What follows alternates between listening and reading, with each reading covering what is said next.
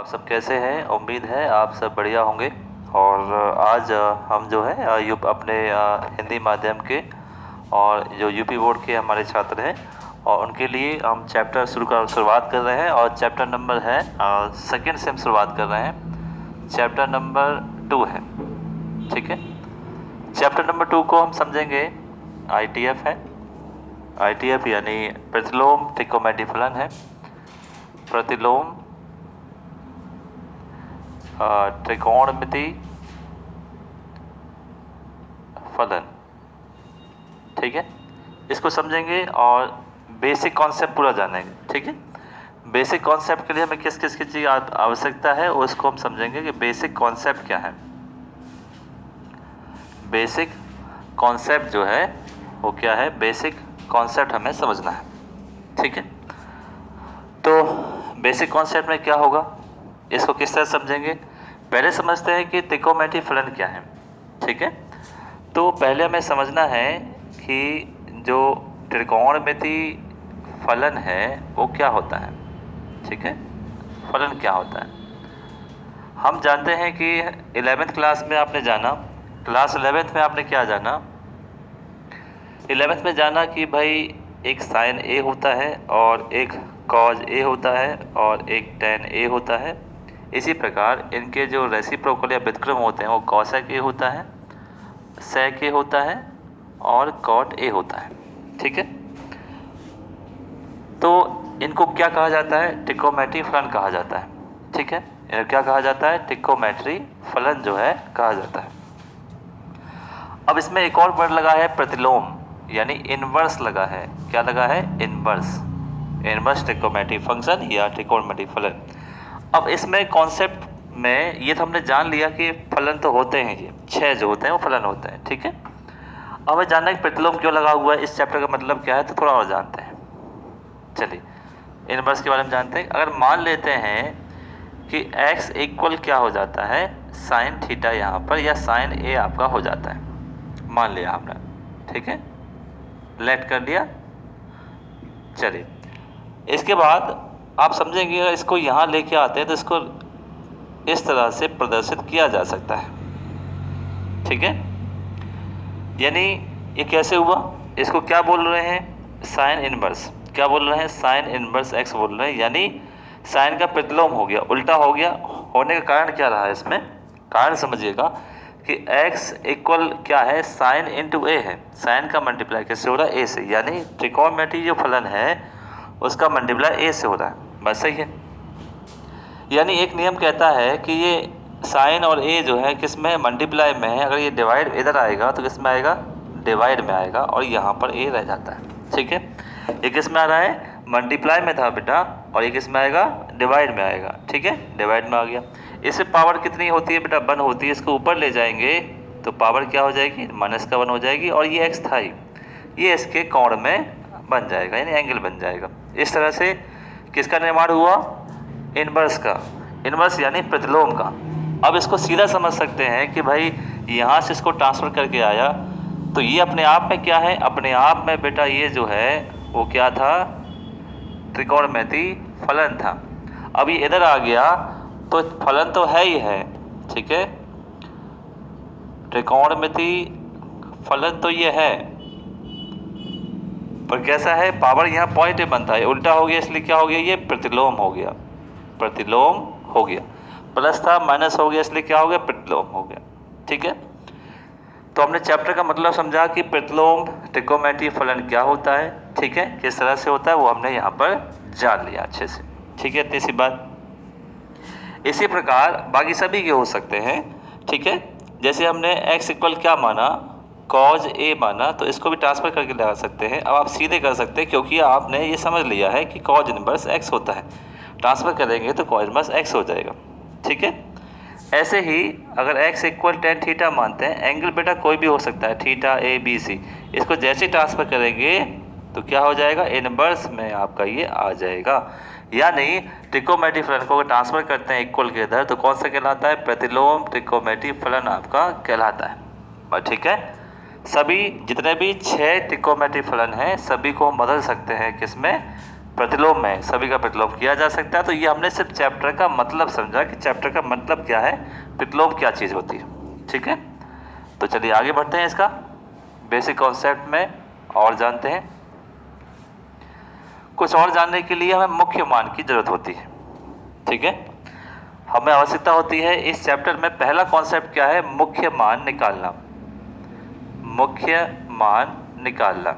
ठीक है, मुख्य मान निकालने के लिए कुछ चीज़ें हमें याद करने की जरूरत है। पहला जो होता है, अगर हमें साइन इनवर्स का मुख्य मान निकालना है, जो कि वैल्यू -1 और 1 के अंदर होता है, यानी माइनस का π/2 से लेकर π/2 तक इतने के बीच में होगा। लिमिट आपको याद रखनी है, यानी माइनस के π/2 से प्लस के π/2 के बीच में निकलेगा आपके साइन की वैल्यू। कैसे निकलेगा वो देखेंगे।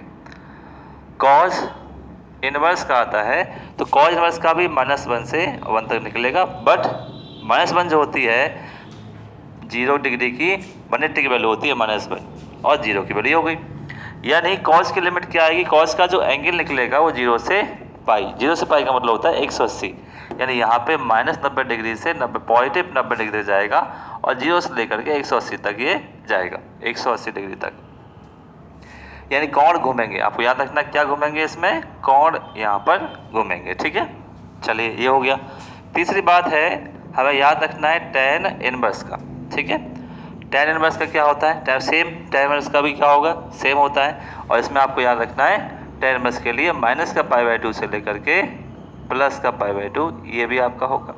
चलिए ये भी हो गया। ठीक है, सेम अब बात करते हैं cot इनवर्स का। cot इनवर्स के लिए क्या होता है, cot इनवर्स के लिए 0 से पाई की वैल्यू होती है, 0 से 180 तक जाएगा, ये 4 होते हैं। पाँचवा आपको देखते हैं sec इनवर्स का, देखते हैं sec इनवर्स के लिए क्या होता है, 0 से पाई होता है।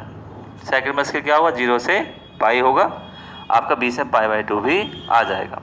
ठीक है, और लास्ट में आपका आता है cosec इनवर्स। cosec इनवर्स के लिए हम जो लगाते हैं माइनस का π/2 से लेकर के π/2, यानी आपको ध्यान रखना है, एक तो cos इनवर्स का होता है 0 से पाई। ठीक है, कितना होता है cos इनवर्स का, कहाँ से जाएंगे हम, 0 से पाई तक जाएंगे, ये आपको याद रखना है। ठीक है, और दूसरा आपको cos इनवर्स sec इनवर्स का उल्टा होता है, cos का उल्टा sec इनवर्स, ये होता है। बाकी सभी के जो आपको देख रहे हैं, ठीक है, एक cot का भी आपने देखने में मिलेगा ये। ठीक है, बाकी सभी के क्या है, π/2 से लेकर के ये हैं। तो cos sec और cot इसके 0 से पाई तक होता है, बाकी सभी का -π/2 से लेकर के π/2 तक एंगल जो है चलेगा। मुख्य मान जो निकलेगा, मुख्य मान इन्हीं के आधार पर हम निकालेंगे। ठीक है, चलिए मुख्य मान से पहले कुछ और बातें जान लेते हैं, हमें इसकी क्या जरूरत पड़ेगी देख लेते हैं। ठीक है, थोड़ा सा 11th की केमिस्ट्री को हम रिवाइज कर लेंगे, क्योंकि इसमें हमें 11th की केमिस्ट्री का रिवीजन जो हमें करना चाहिए।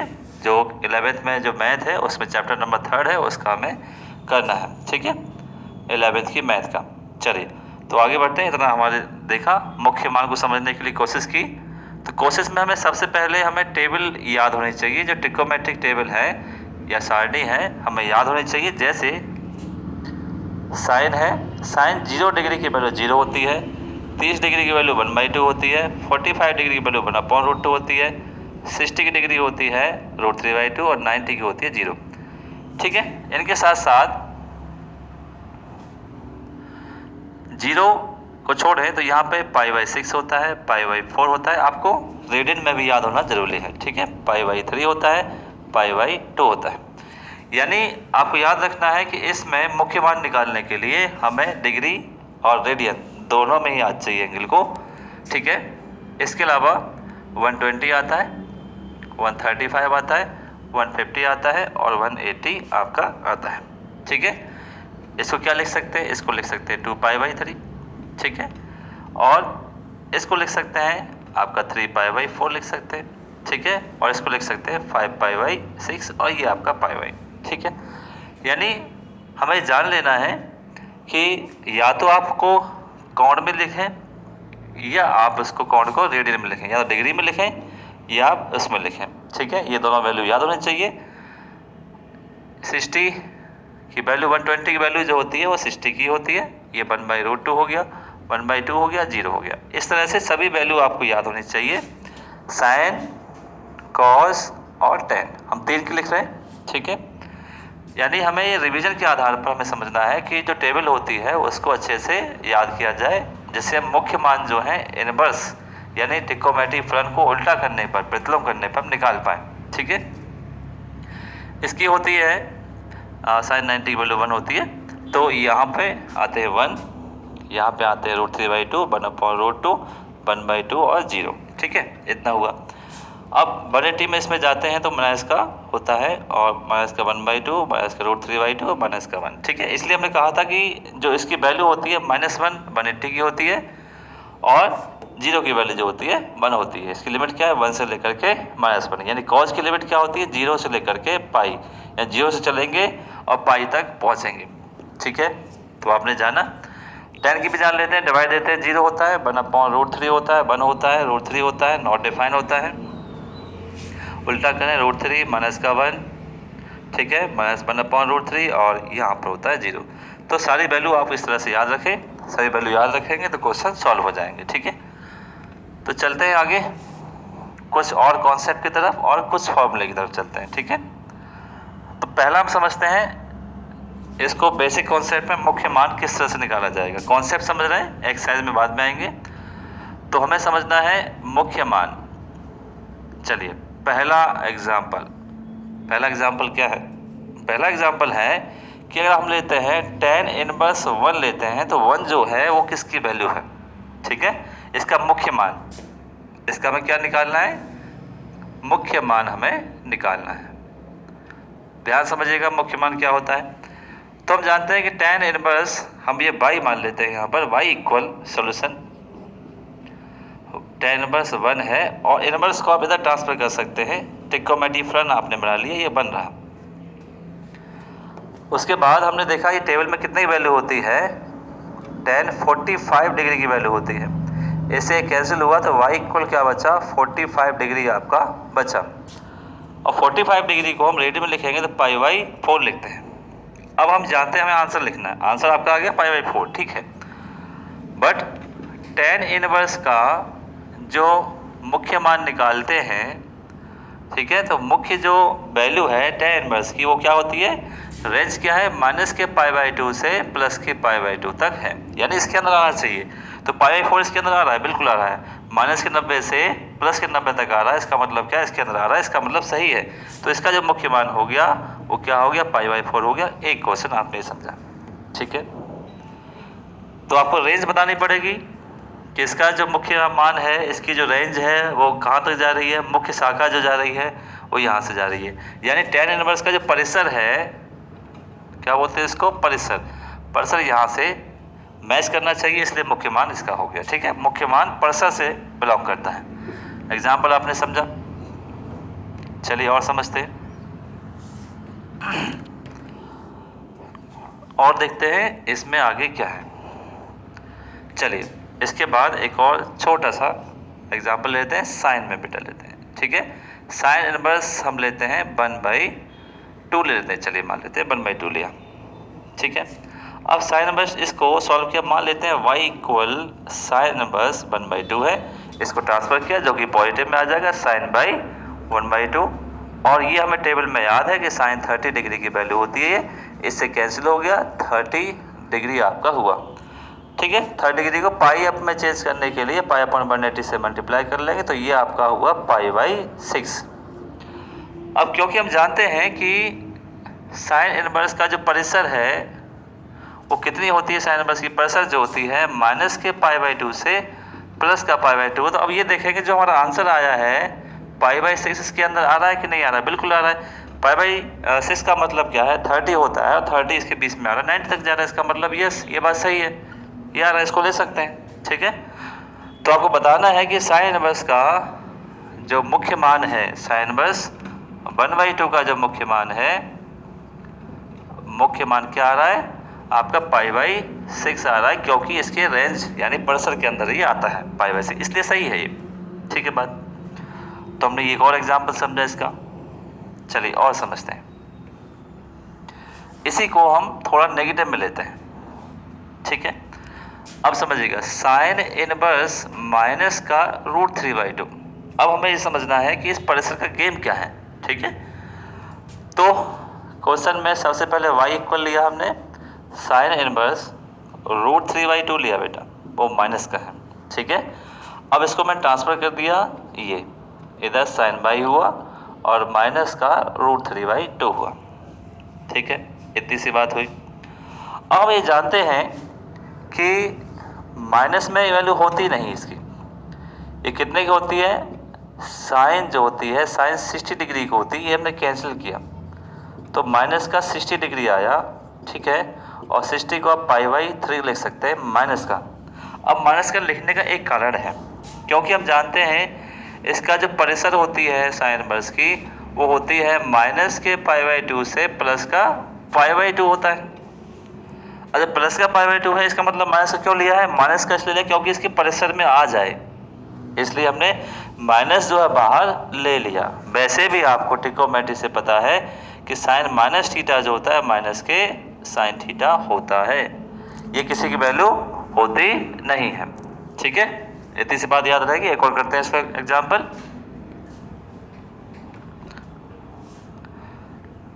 चलिए कॉन्सेप्ट में आगे बढ़ते हैं, एक और बात देखते हैं, 10 में देखते हैं। चलिए 10 माइनस का 1, ठीक है। तो y इक्वल हमने क्या माना, 10 माइनस 1 माना, इसको ट्रांसफ़र किया इधर, ये ट्रिग्नोमेट्री फलन बन गया, माइनस बन रहा।